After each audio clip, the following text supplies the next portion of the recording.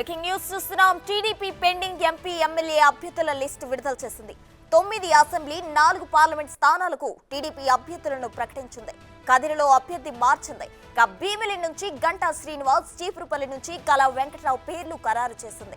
Anantapuram urban నుంచి దగ్గుపాటి వెంకటేశ్వర ప్రసాద్, ఒంగోలు ఎంపీగా మాగుంట శ్రీనివాసులు రెడ్డి పోటీ చేయనున్నారు. గుంతకల్ నుంచి మంత్రి గుమ్మనూరు జయరాంకు బరిలో దింపనున్నట్లు తెలుస్తుంది.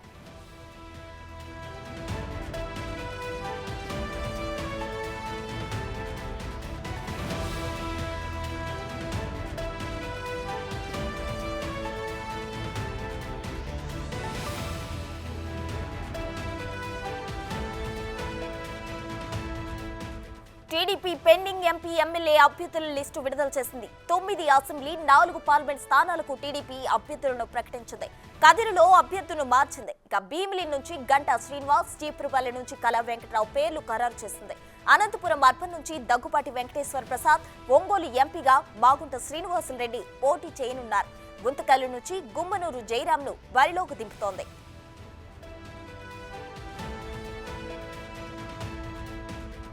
మరిన్ని వివరాలు మా ప్రతినిధి శివ లైవ్ లో అందించడానికి సిద్ధంగా ఉన్నారు. శివ, చెప్పండి, ఇప్పటికే టీడీపీ పెండింగ్ లో ఉన్న ఎంపీ ఎమ్మెల్యే అభ్యర్థుల లిస్టును అయితే విడుదల చేసినట్లు తెలుస్తుంది. 4 పార్లమెంట్ స్థానాలకు అభ్యర్థుల పేర్లు ఖరారు చేసింది. అయితే 9 అసెంబ్లీ స్థానాల్లో ఎవరెవరి అభ్యర్థులుగా నిలిపింది టీడీపీ? ప్రస్తుతం మొత్తం మీద చూసుకుంటే తెలుగుదేశం పార్టీకి సంబంధించి ఇప్పటికే కూటమి TDP, Janasena, BJP 175 assembly, 25 parliament స్థానాలకి, భారతీయ జనతా పార్టీకి 6 పార్లమెంటు 10 అసెంబ్లీ ఇచ్చింది. ఇప్పటికే 6 పార్లమెంటు 10 అసెంబ్లీ వారు ప్రకటించడం జరిగింది. ఇక జనసేనకు సంబంధించి 21 అసెంబ్లీ 2 పార్లమెంటు స్థానాలు ఇచ్చారు. దీంట్లో జనసేన 18 అసెంబ్లీ 1 పార్లమెంట్ను ప్రకటించారు.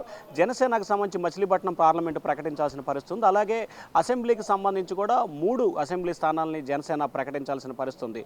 పాలకొండ, అవనిగడ్డ, విశాఖపట్నం సౌత్కు సంబంధించి 3 అసెంబ్లీ నియోజకవర్గాల్ని జనసేన ప్రకటించాల్సి ఉంది. ఇక తెలుగుదేశం పార్టీకి సంబంధించి 144 అసెంబ్లీ స్థానాలు, 17 పార్లమెంటు స్థానాలకు సంబంధించి కూడా ఇప్పటికీ 4 విడతలుగా తెలుగుదేశం పార్టీ జాబితాలను విడుదల చేసింది. మొదటి విడత 94, రెండోసారి 34, మూడోసారి 13 మందితో అభ్యర్థులని ప్రకటన చేసింది. తాజాగా చివరి జాబితాను ఈరోజు 9 మంది అసెంబ్లీ స్థానాలు, 4 పార్లమెంటు స్థానాలకు సంబంధించి జాబితా ప్రకటించారు. దీంట్లో అనంతపురం జిల్లా కదిరి అసెంబ్లీ నియోజకవర్గానికి సంబంధించి గతంలో కదిరి వెంకటప్రసాద్ ఆయన భార్య యశోదకి టికెట్ కేటాయించారు. కానీ ఈసారి మాత్రం ఆయన భార్యను తీసేసి మళ్ళీ అతన్నే వెంకటప్రసాద్ని తిరిగి నియమిస్తూ టీడీపీ నిర్ణయం తీసుకుంది.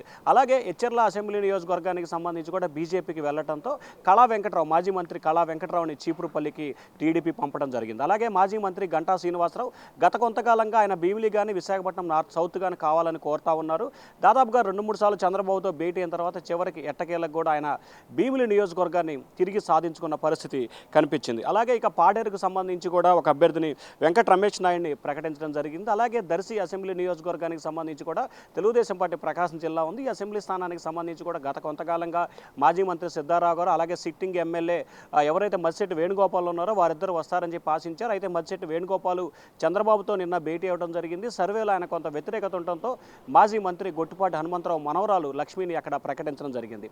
అలాగే ప్రధానంగా చూసుకుంటే కడప జిల్లాకు సంబంధించి రాజంపేటకు సంబంధించి కూడా సుగవాసి సుబ్రహ్మణ్యాన్ని ప్రకటించారు. కర్నూలు జిల్లా ఆలూరుకు సంబంధించి కూడా వీరభద్ర గ్రౌండ్ని ప్రకటించడం జరిగింది. అలాగే గుంతకల్లు, అనంతపురం జిల్లా గుంతకల్లుకు సంబంధించి కూడా వైఎస్ఆర్సీపీ నుంచి ఇటీవల టీడీపీలో చేరిన మంత్రి గుమ్మనూరు జయరాంని అక్కడ ప్రకటించడం జరిగింది. అలాగే అనంతపురం అర్బన్కి సంబంధించి కూడా దగ్గుపాటి వెంకటేశ్వరరావు ప్రసాద్ని ప్రకటిస్తూ కూడా తెలుగుదేశం పార్టీ నిర్ణయం తీసుకోవడం జరిగింది. ఇక పార్లమెంటు స్థానాలకు సంబంధించి కూడా దాదాపుగా 4 పార్లమెంటు స్థానాలు ప్రకటించాల్సి ఉంది. వాటి వరకు ఈరోజు ఆ 4 పార్లమెంటు స్థానాల్ని తెలుగుదేశం అయితే ప్రకటించింది. దీంట్లో కడపకు సంబంధించి కూడా మొదటి నుంచి ప్రస్తుతం పార్లమెంటు అధ్యక్షుడు శ్రీనివాసరెడ్డిని ప్రకటిస్తారు అని చెప్పి కూడా అందరూ ఎంతగా ఆసక్తిగా ఎదురు చూశారు. ప్రస్తుతం ఆయనకైతే కొంత నిరాశ ఎదురైంది. అక్కడ భూకేష్ రెడ్డిని ప్రకటిస్తూ కూడా టీడీపీ అధిష్టానం నిర్ణయం తీసుకుంది. అనంతపురం పార్లమెంట్కి సంబంధించి కూడా జేసీ ప్రభాకర్ రెడ్డి, అలాగే మరొక వ్యక్తి పేర్లు ప్రధానంగా తెర మీదకి రావడం జరిగింది. కానీ ఇక్కడ మాత్రం అంబికా లక్ష్మీనారాయణని ఇక్కడ ప్రధానంగా చర్చించడం జరిగింది. అనేక సర్వేల తర్వాత కూడా తిరిగి ఆయన అంబికా లక్ష్మీనారాయణ ప్రకటిస్తూ కూడా టీడీపీ నిర్ణయం తీసుకోవడం జరిగింది. ఇక అలాగే చూసుకుంటే ఒంగోలు పార్లమెంటుకు సంబంధించి కూడా సిట్టింగ్ ఎంపీ మాగుంట శ్రీనివాసరెడ్డిని తిరిగి వైఎస్ఆర్సీపీ నుంచి టీడీపీలో చేరారు. ఆయనకి టికెట్ కేటాయిస్తూ కూడా టీడీపీకి సంబంధించి కూడా నిర్ణయం తీసుకోవడం జరిగింది. మొదటగా ఆయన కుమారుడిని ప్రకటించాలని చెప్పి కూడా మొదటి నుంచి భావించారు. కానీ ఆయనపై కొన్ని లెక్కర్ కేసులు ఉండటం మూలంగా తిరిగి మాగుంటకే కేటాయిస్తూ టీడీపీ అధిష్టానం నిర్ణయం తీసుకుంది. ఇక చివరిగా విజయనగరం పార్లమెంటుకు సంబంధించి కూడా ఇక్కడ అశోక్ గజపతిరాజు, మీసాల శిరీషతో పాటు తదితర పేర్లు ఇక్కడ ప్రధానంగా తెర మీదకి రావడం జరిగింది. కానీ ఎట్టకేలకు అక్కడ అప్పలనాయుడు అనే అభ్యర్థిని తిరిగి తెలుగుదేశం పార్టీ కూడా ప్రకటించడం జరిగింది. ఓవరాల్గా చూసుకుంటే ఈ రోజు వరకు తెలుగుదేశం పార్టీకి సంబంధించి 144 అసెంబ్లీ స్థానాలతో పాటు 17 పార్లమెంటు స్థానాలకు మొత్తం జాబితాని తెలుగుదేశం పార్టీ ఈ రోజు వరకు పూర్తి చేసిన పరిస్థితి కనిపించింది. భారతీయ జనతా పార్టీకి కూడా 10 అసెంబ్లీ 6 పార్లమెంటును పూర్తి చేసింది. జనసేనకు సంబంధించి 18 అసెంబ్లీ 1 పార్లమెంటు ప్రకటించింది. మిగిలిన 3 అసెంబ్లీ 1 పార్లమెంటుకి సంబంధించి కూడా ఇవాళ కానీ రేపు కానీ అభ్యర్థులు ప్రకటించే అవకాశం అయితే కనిపిస్తూ ఉంది. ఎందుకంటే రేపటి నుంచి 11 రోజుల పాటు జనసేన అధినేత పవన్ కళ్యాణ్ ఉత్తరాంధ్రతో పాటు రాయలసీమ ప్రాంతాల్లో 11 రోజుల పాటు వారాహయాత్ర ప్రారంభించబోతున్నారు. రేపటి నుంచి కూడా ఆయన పోటీ చేస్తున్న పిఠాపురం నియోజకవర్గంలో 4 రోజుల పాటు వారాహయాత్ర అయితే చేయబోతున్నారు. సో ఓవరాల్గా చూసుకుంటే జనసేనకు సంబంధించి అసెంబ్లీ పార్లమెంటు 4 స్థానాలు తప్ప మిగిలిన 172 అసెంబ్లీ అలాగే 24 పార్లమెంటు స్థానాలు కూడా కూటమి ఇప్పటివరకు ప్రకటించింది. ప్రసూన శివ, మీరు చెప్పిన లిస్టులో అయితే వైసీపీ నుంచి వచ్చిన నేతలకు కూడా టీడీపీ సీటు కేటాయించినట్లు తెలుస్తుంది. ఇక స్థానిక నియోజకవర్గంలో వైసీపీ నుండి వచ్చిన నేతలకు క్యాడర్ సహకరిస్తుందా? అంటే ప్రధానంగా చూసుకుంటే ఇక్కడ వైఎస్ఆర్సీపీ నుంచి వచ్చే దానికి సంబంధించి చూసుకుంటే ఎవరైతే ఇప్పుడు వైసీపీ నుంచి వచ్చారో ప్రధానంగా 2 అభ్యర్థులు ఇక ఈరోజు ప్రకటించడం జరిగింది. ఒకటి అనంతపురం జిల్లా గుంతకల్లు నియోజకవర్గానికి సంబంధించి మంత్రి గుమ్మనూరు జయరాము, రెండో వ్యక్తికి సంబంధించి కూడా మాగుంట శ్రీనివాసరెడ్డి. వీరిద్దరూ కూడా గతంలో తెలుగుదేశం పార్టీలో ఉన్న పరిస్థితి కనిపిస్తూ ఉంది. గుమ్మనూరు జయరాము అయితే తెలుగుదేశం పార్టీ నుంచి ఆయన 2014లో వైఎస్ఆర్సీపీలో చేరారు. తిరిగి సొంత గూటికి రావడం జరిగింది.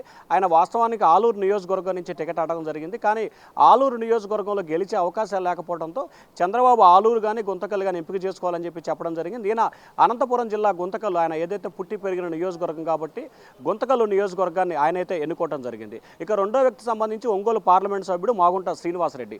మాగుంట శ్రీనివాసరెడ్డికి సంబంధించి 2014లో తెలుగుదేశం పార్టీలో చేరి ఒంగోలు పార్లమెంట్ అభ్యర్థిగా కూడా బరిలో దిగారు. అయితే ఆయన వైవి సుబ్బారెడ్డి చేతిలో ఓటమి చెందారు. ఆ తర్వాత ఆయన ఎమ్మెల్సీ ఇచ్చింది టీడీపీ. ఆ తర్వాత ఆయన అనివార్య కారణాల వల్ల మళ్ళీ వైఎస్ఆర్సీపీలో చేరి 2019లో వైఎస్ఆర్సీపీ తప్పున కూడా ఒంగోలు పార్లమెంట్ అభ్యర్థిగా బరిలో దిగి గెలుపొందడం జరిగింది. తాజాగా అక్కడ సమీకరణలో భాగంగా టికెట్ కేటాయించకపోవడంతో తిరిగి ఆయన ఇటీవల వారం రోజుల క్రితమే చంద్రబాబు సమక్షంలో టీడీపీలో చేరారు. 2024లో కూడా ఒంగోలు పార్లమెంట్ అభ్యర్థిగా సిట్టింగ్ ఎంపీకి శ్రీనివాసరెడ్డికి టికెట్ ఇస్తూ కూడా టీడీపీ అధిష్టానం నిర్ణయం తీసుకుంది.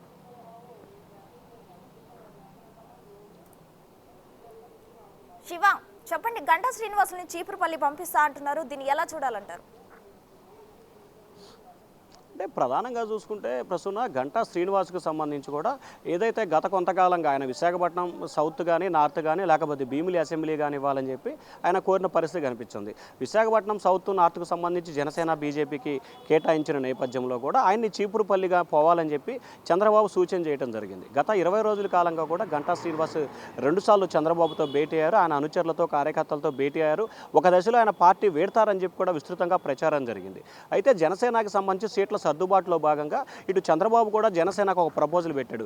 భీమిలి కానీ విశాఖపట్నం సిటీలో కానీ ఒక స్థానాన్ని మాత్రమే కోరుకోవాలి, 2 అంటే సాధ్యం కాని పరిస్థితి కాబట్టి ఏదో ఒకటి కోరుకోవాలని చెప్పి కూడా చంద్రబాబు జనసేనకు ప్రతిపాదన చేశారు. ఎవరైతే ఇటీవల వైఎస్ఆర్సీపీ నుంచి వంశీకృష్ణ యాదవ్ వైఎస్ఆర్సీపీని జనసేనలో చేరో ఆయన కూడా విశాఖపట్నం సిటీలో ఒక సీటుతో పాటు భీమిలి టికెట్ని కూడా ఆశించడం జరిగింది. సో ఇటు వంశీకృష్ణ యాదవ్ ఇటు గంటా శ్రీనివాసరావు వీరిద్దరూ కూడా ఆ 2 సీట్లలో ఏదో ఒక సీటు కావాలని చెప్పి పట్టుబట్టే నేపథ్యంలో కూడా చంద్రబాబు భీమిలి తీసుకున్నారు. టీడీపీ భీమిలి తీసుకొని జనసేనకు సంబంధించి విశాఖపట్నం సౌత్ తీసుకోవడం జరిగింది. సో ఈ 2 అసెంబ్లీ స్థానాలు చెరొకటి తీసుకున్న నేపథ్యంలో కూడా తిరిగి గంటా శ్రీనివాసరావు ఏదైతే టికెట్ ఆశించారో అదే టికెట్ని చంద్రబాబు కేటాయించారు. గత నెల రోజుల కాలంగా కూడా తీవ్ర ఉత్కంఠ ఉద్వేగంగా కూడా గంటా శ్రీనివాసరావుకు సంబంధించిన రాజకీయ ఎపిసోడ్ అయితే జరిగింది. ఒక దశలో పార్టీ వేడతారని చెప్పి ప్రచారం జరిగింది. మరికొన్ని సమయంలో ఆయన పోటీ చేయరని చెప్పి కూడా ప్రచారం జరిగిన నేపథ్యం ఎట్టకేలకు భీమిలి నియోజకవర్గం నుంచి మరోసారి పోటీ చేపించేందుకు కూడా టీడీపీ అధిష్టానం ఆయనకైతే అవకాశం కలిగించింది. ప్రసూన శివ, అయితే ఇప్పుడు రిలీజ్ చేసిన లిస్టులో తమ పేరు వస్తుందని ఆశపడి భంగపడిన అభ్యర్థులు ఎవరైనా ఉన్నారా? అంటే ప్రధానంగా చూసుకుంటే పార్లమెంటు స్థానాలకు సంబంధించి కూడా కొంతమంది అభ్యర్థులు ఉన్న పరిస్థితి కనిపిస్తూ ఉంది. అనంతపురం పార్లమెంటుకు సంబంధించి కూడా ప్రసాదరావుతో పాటు జేసీ పవన్ కుమార్ రెడ్డి వీరిద్దరు కూడా అనంతపురం పార్లమెంటుకు సంబంధించి కూడా టికెట్ ఆశించడం జరిగింది. అలాగే అనంతపురం అసెంబ్లీకి సంబంధించి కూడా మాజీ ఎమ్మెల్యే ప్రభాకర్ చౌదరి, అలాగే ఇటీవల ఒక యువనేత మహిళలకు కూడా శోభన అనే మహిళకు కూడా ఇవ్వాలని చెప్పి చంద్రబాబు సర్వే చేయించడం జరిగింది. వారిద్దరు కూడా ఇప్పుడు తీవ్ర స్థాయిలో అసంతృప్తి అయితే పెల్లుబికిన పరిస్థితి కనిపిస్తూ ఉంది. అలాగే గుంతకల్ అసెంబ్లీ నియోజకవర్గానికి సంబంధించి గతంలో 2014లో పోటీ గెలుపొంది 2019లో ఓడిపోయిన వాళ్ళు కూడా తమకు తిరిగి టికెట్ కేటాయించాలని చెప్పి కూడా వారు కోరిన పరిస్థితి కనిపించింది.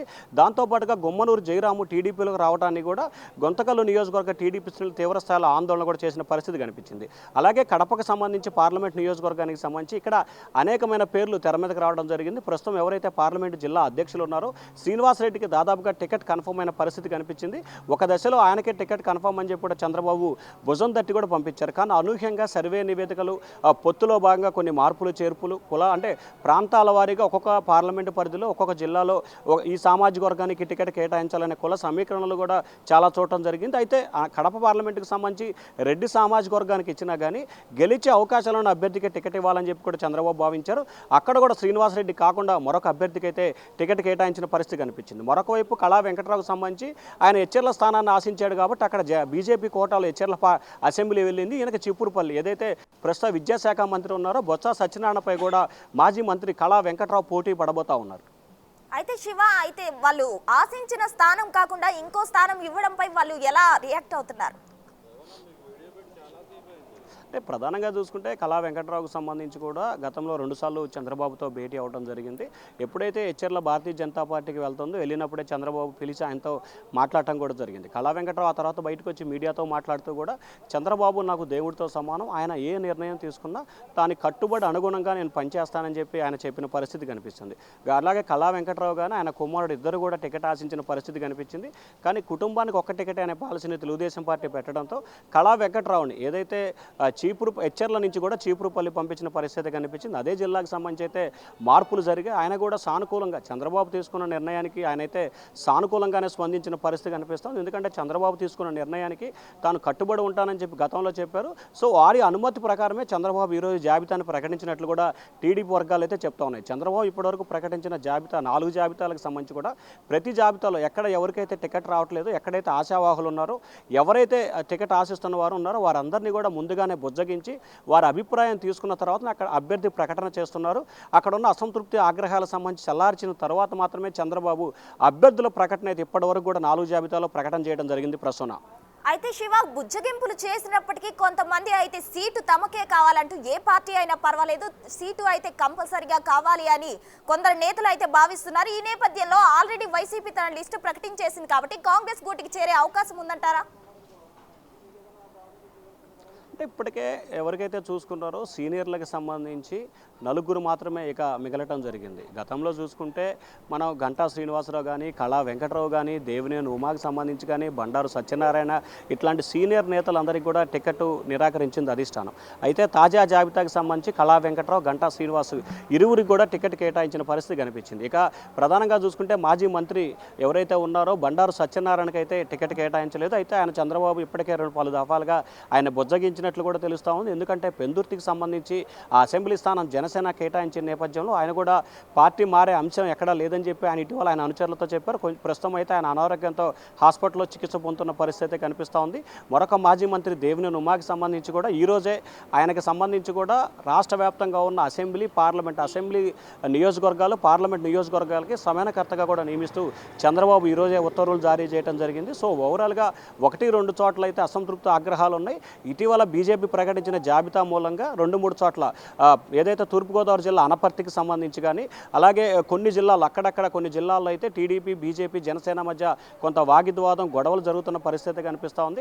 అనపర్తి అసెంబ్లీ స్థానానికి సంబంధించి ఎవరైతే ఉన్నారో ఆయన అయితే ఖచ్చితంగా వేరే పార్టీ నుంచి పోటీ చేయాలని చెప్పి ఆశిస్తున్నట్టు తెలుస్తూ ఉంది. అయితే ఇప్పటికే వైసీపీ కూడా అభ్యర్థులు ప్రకటన చేసిన నేపథ్యంలో ఆయన ఇండిపెండెంట్గా పోటీ చేసే అవకాశాలు అయితే కనిపిస్తున్నట్లు తెలుస్తూ ఉంది. మరి ఆయన బుజ్జగించేందుకు ఇప్పటికే ఎవరైతే ఆ జిల్లా నేత ఇన్ఛార్జి ఉన్నారో మాజీ మంత్రి పత్తిపాటి పుల్లారావు ఆయనతో మాట్లాడే ప్రయత్నాలు అయితే చేస్తూ ఉన్నారు. Prasanna, right, thank you Shiva.